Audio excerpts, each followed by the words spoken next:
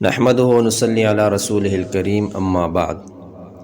احتلام کی صورت میں کرنسی نوٹوں پر یا کوئی اور ایسی چیز ہے جس کو پانی لگانا مشکل ہے، جیسے موبائل، USB وغیرہ ہو گیا، اگر اس کو نجاست لگ جائے تو اس کو کیسے پاک کیا جائے؟ دیکھیں، پاک کرنے کا تو ہر چیز کا ایک ہی طریقہ ہے کہ اس کو پانی سے دھو لیا جائے۔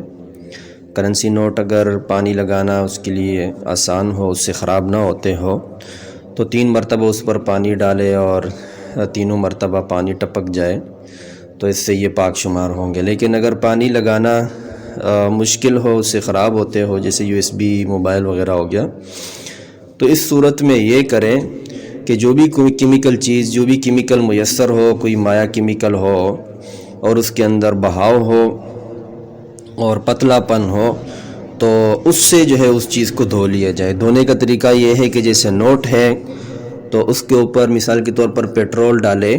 پیٹرول اس طرح ڈالیں کہ ڈالنے کے پہلی دفعہ ڈالیں، جب وہ ٹپک جائے پھر دوسری مرتبہ ڈالیں، جب وہ ٹپک جائے پھر تیسری مرتبہ ڈالیں، تو پھر اس کے بعد یہ پاک شمار کیا جائے گا۔ اسی طرح USB ہو گیا، مثال کے طور پر لے لیں، تو اس کے اندر پیٹرول ڈالیں، اس پر پیٹرول ڈالیں، جب وہ ٹپک جائے پھر دوسری مرتبہ پھر ڈالیں، اسی طرح تیسری مرتبہ کریں۔